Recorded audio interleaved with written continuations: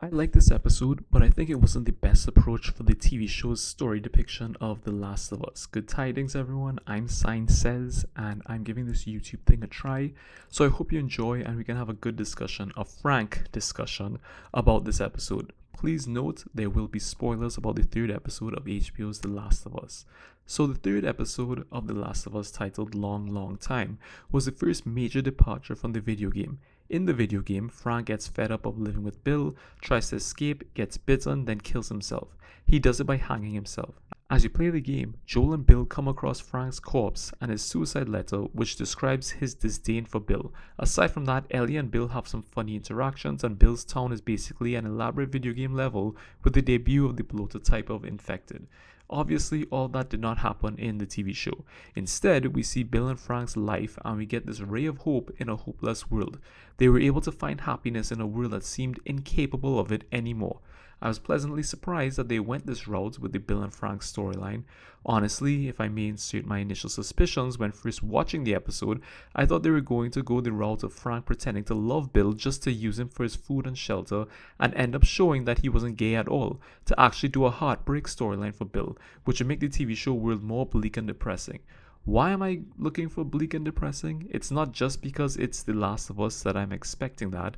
Let me also clarify that I was not upset that the TV show deviated from the video game or that it focused on Bill and Frank's love. None of that was a problem for me. I actually liked the episode a lot for what it delivered. However, on a larger scale, as in for the plot of the entire TV series, that is where my problem lies. This will sound like I'm begging for video game adaptation accuracy because I'm going to bring up the game again, but I'm bringing it up to explain why I had certain expectations for the third episode of the show. In the game, at this point of the story, it's Joel and Ellie's first time together as a duo. Just them. Sure, after a bit they meet Bill, but it's the true start of their relationship together on their own. There were moments with Bill's stupid traps where Joel started to trust and rely on Ellie more. This expanded on Ellie's capabilities and showed that Joel actually was starting to care about Ellie as more than cargo he had to transport. Now, when Joel and Ellie meet Bill, you get a vague idea about his partner Frank. His death and note build in the background their relationship and actually emphasizes that in this world there is no hope for lovers. It's possible that's why Joel seemed to maintain some level of distance from Tess, even though they seem to have a deeper connection. Ultimately in the game, Bill is left to be alone in his town. It's depressing when you think about it, but it wasn't shoved in your face. It was a perfect plot point in the greater scheme of the Joel and Ellie story. Why? As Joel and Ellie's bond slowly begins to grow, the video game's story continually shows us examples of the world itself failing to have any compassion or hope. Potential spoilers for future episodes of the TV show coming up, in case the show follows the games more closely for these plot points. But for those who play the game, let me just say Sam, Henry, David, if you know, you know. The game's plot essentially has Joel and Ellie descend further and further into an abyss of horrors. This works brilliantly for the video game ending because they end up being the only shining light of hope in this dark world. Because of the singular focus on their relationship growing and expanding positively while almost everything else is decaying and morbid, it makes the climax of the game way more effective. This brings me back to The Last of Us TV show, Episode 3, Long, Long Time. Again, I have no problem that it did something totally different from the game. I actually embrace that with adaptations because it means that there are more interpretations of the franchise I love. If I want the original story, I can play the game. And I have something new and fresh in the TV show. That's great for any fan, I think. My concern is really focused on how the episode was done and its impact on the overall TV series plot. Because this episode showed that hope and love can exist in this desolate world, the growth of Joel and Ellie's relationship has sort of been beaten to the punch by Bill and Frank's romance. What makes Joel and Ellie special if other people already have it? That's the problem with the episode. In the long run, it takes away what really made Joel and Ellie stand out, especially along their journey. The other issue is that Bill and Frank are not and cannot come back, so this begs the question, why waste the build-up and surprise of hope and love on Bill and Frank when it should have been reserved for Joel and Ellie? I'm not saying they shouldn't have shown Bill and Frank's romance and love in a positive light. It's just that now we know that Joel and Ellie can and will get closer. Joel has already softened up with Ellie. I know that Bill's letter was supposed to be the catalyst for Joel really moving forward with trying to protect and help Ellie, especially evoking Tess in this situation, but I feel like it wasn't a good trade-off. Joel and Ellie being the only relationship that we see grow in a positive light is way more effective storytelling. I say this because this episode of the show brings up more questions and thoughts, which is not a good thing. The video game was a masterpiece because it knew what was necessary to show and explain, then cut everything else. The video game's focus was on Joel and Ellie's journey and relationship. It wasn't about the infected or making a cure, which is why the game barely explained the infection. The fungus wasn't important to Joel and Ellie's story. It served as a background and conditions to enhance Joel and Ellie's story. The game's tendency to keep things to the bare minimum amount of information provided allowed it to be vague, yet succinct with its storytelling. This episode of The Last of Us prompts some questions which causes you to be taken out of the tight storytelling seen in the game. The biggest one is, why didn't Joel and Tess just stay with Bill and Frank? I know they threw in a line about how there's stuff in the QZ that Bill and Frank don't have, but why didn't Joel and Tess get everything they needed and then move out there permanently? Or find people to trade with in the QZ? Another question is, why didn't Joel stay in Bill's place after he died for a little while and try the radio to find Tommy, fireflies, or someone that could find those people?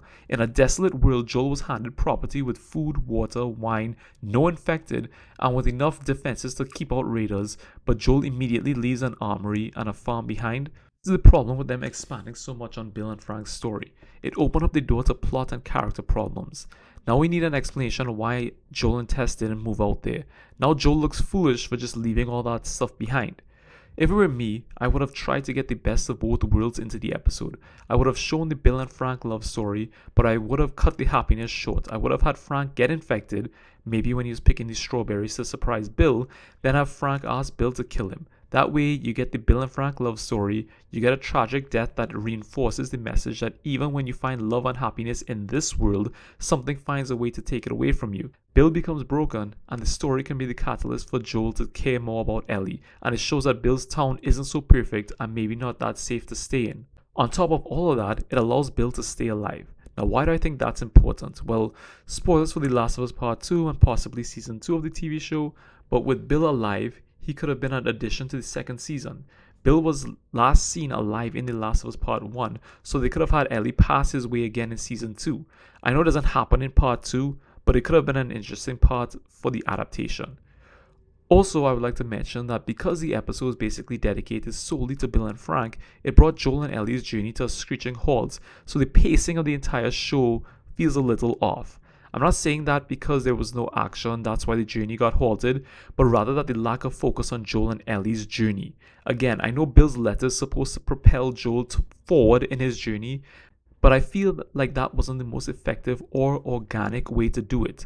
The viewers saw Bill and Frank's life, not Joel. So just reading Bill's letter doesn't feel strong enough motivation for Joel to suddenly be so protective of Ellie or getting her to the fireflies. I think the more organic way, as mentioned in the game somewhere, I think Marlene said it, is that traveling the country with Ellie changed Joel. My last thought on all of this is that I always wondered why they never really pulled the trigger on Joel and Tess's relationship in the game and the TV show, at least what we've seen so far in the show, and I think I get it. If we see that Joel and Tess could be happy and their relationship fruitful in their current circumstances, then the climax of the game wouldn't have hit so hard because we know love exists. I'm not saying that love and relationships shouldn't be shown, especially a gay one like Bill and Frank, but because the heart and soul of The Last of Us is Joel and Ellie's relationship and what it becomes, especially at the end, having no others around like it will emphasize it at the end, and that is what makes their story so great.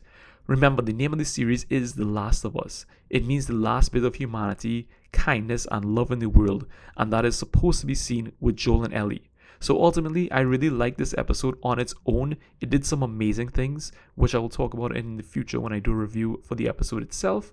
But in my opinion, in the great scheme of the entire plot of this TV show story, I think it was a slight misstep. Anyway, I would love to hear your opinions on the episode, and if you agree or disagree or have different thoughts on this episode, I would especially love to hear your thoughts on how the episode could actually enhance the TV show plot moving forward. I'm hoping this video can start a discussion about The Last of Us, because if you actually spent the time to listen to me talk about it for this long, you must like the series, game, or TV show, and either way you're welcome here and your opinions are welcome here. Please do not post anything hateful or doesn't contribute to a productive discussion. I appreciate your time and giving me a chance. Thank you for listening. I want to post more thoughts on my channel, so if you like this, please share it, like the video, subscribe, or post a comment to discuss. Thanks again.